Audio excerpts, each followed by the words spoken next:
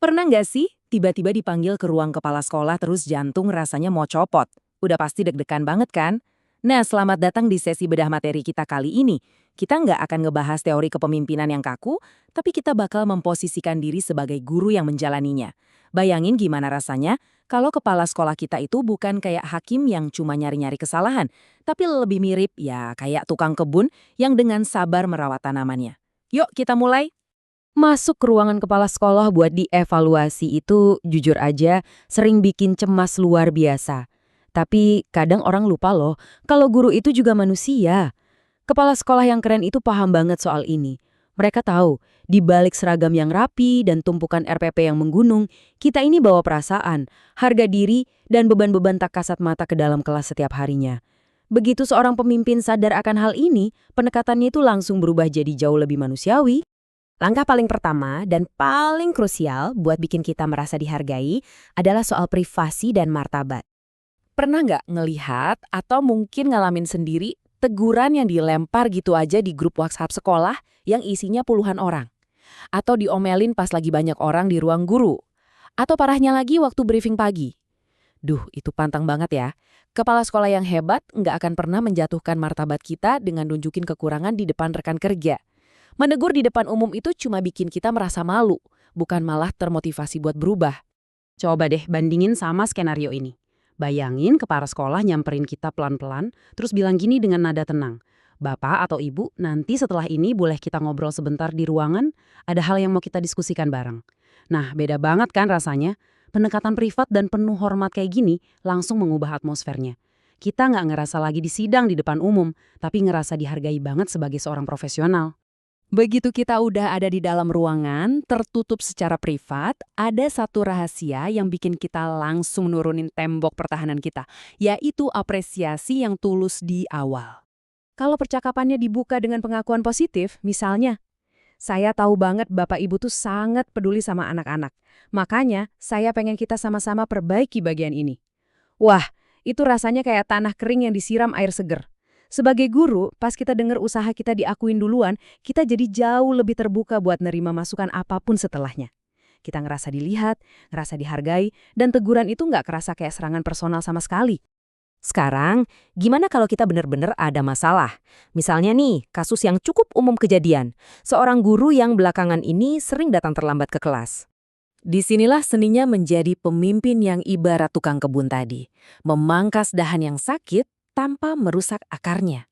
Kalau kepala sekolahnya menyerang karakter dengan bilang, Bapak ini memang orangnya nggak disiplin ya.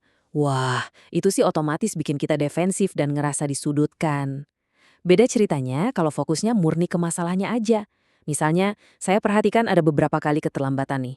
Yuk kita cari solusi bareng biar nggak keulang lagi. Pendekatan ini sukses bikin suasana jadi aman, nggak penuh tekanan, dan benar-benar kondusif buat kita berkembang. Ngomong-ngomong soal cari solusi bareng, ini membawa kita ke poin yang sangat penting, yaitu menemukan jalan keluar bersama-sama. Layaknya merawat kebun tadi. Gini ya, teguran yang isinya cuma nunjuk kesalahan, itu pada akhirnya cuma ninggalin rasa cemas. Alih-alih bertingkah kayak si paling tahu segalanya, kepala sekolah yang berempati akan nanya, kira-kira apa ya yang bisa kita perbaiki sama-sama? Pertanyaan ini powerful banget loh. Kenapa? Karena kita ngerasa dilibatkan, bukan dihakimi. Kata bersama di sini benar-benar mengubah evaluasi yang tadinya menakutkan jadi sebuah misi kolaborasi. Terus, bayangin kalau kepala sekolahnya ngasih tawaran bantuan yang super spesifik. Kayak, kalau misalnya ada kendala di administrasi yang numpuk, atau kesulitan cara mengajar, yuk kita cari jalan keluarnya bareng. Tawaran sekonkret ini jadi bukti nyata kalau kita tuh nggak dibiarin berjuang sendirian. Kita benar-benar didampingi, dibimbing buat ngelewatin masalah kita, bukan cuma disuruh cari jalan keluar sendiri di pojok ruangan. Tapi tahu nggak sih, semua kata-kata bagus tadi bisa langsung buyar kalau penyampaiannya salah. Cara penyampaian, terutama nada bicara, itu punya dampak psikologis yang luar biasa. Coba deh perhatiin, pas kepala sekolah bisa jaga ekspresi dan intonasinya tetap tenang, sistem alarm di otak kita alias respons fight or flight itu nggak akan nyala. Kita nggak ngerasa terancam. Emosi yang stabil di ruangan itu bikin kita bisa mencerna masukannya pakai logika, nyerap nasihatnya dengan baik, dan ujung-ujungnya kita jadi benar-benar ikhlas buat ningkatin kualitas mengajar kita. Serius deh, nada bicara yang tenang itu suaranya jauh lebih gampang terdengar dan masuk ke hati dibandingin emosi yang meledak-ledak. Kalau kita petakan, perjalanan psikologis di dalam ruangan itu kerasa banget loh bedanya. Di menit pertama, pas kita diundang secara privat, kita langsung ngerasa dihargai. Terus masuk menit ketiga, pas dikasih apresiasi, hati kita yang tadinya tegang langsung terbuka. Masuk menit ke-6, pas diajak cari solusi bareng, kita ngerasa banget didukung dan didampingi. Dan puncaknya di menit ke-10, kita bisa keluar dari ruangan itu dengan rasa percaya diri penuh karena dikasih kepercayaan.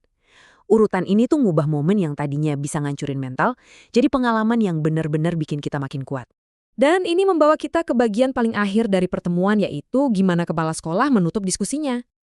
Sama kayak tukang kebun yang mastiin tanamannya udah ditopang dengan aman sebelum ditinggal, kepala sekolah juga harus nutup obrolan dengan cantik. Coba dengar kalimat ini. Saya percaya Bapak Ibu bisa perbaiki ini karena saya tahu persis kemampuan dan niat baik Bapak Ibu. Wah, merinding gak sih? Kalimat penguatan ini tuh ibarat putuk terbaik. Kepercayaan diri kita yang mungkin sempat goyah di awal, langsung pulih lagi. Kita keluar dari ruangan itu bukan dengan nunduk malu, tapi dengan semangat yang nyala-nyala. Siap buat balik ke kelas dan ngajar dari hati untuk murid-murid kita. Nah, sebelum kita selesai, coba deh kita sama-sama renungkan. Teguran yang kayak gimana sih yang benar-benar ninggalin kesan mendalam, tapi tetap bikin kita ngerasa dihargai sebagai manusia?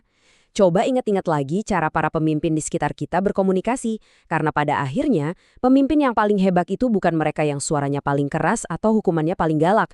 Pemimpin yang hebat adalah mereka yang bisa menginspirasi kita buat berubah jadi lebih baik, tanpa pernah sekalipun bikin kita ngerasa kecil. Terima kasih udah ngikutin sesi bedah materi kali ini, dan sampai jumpa di pembahasan seru lainnya.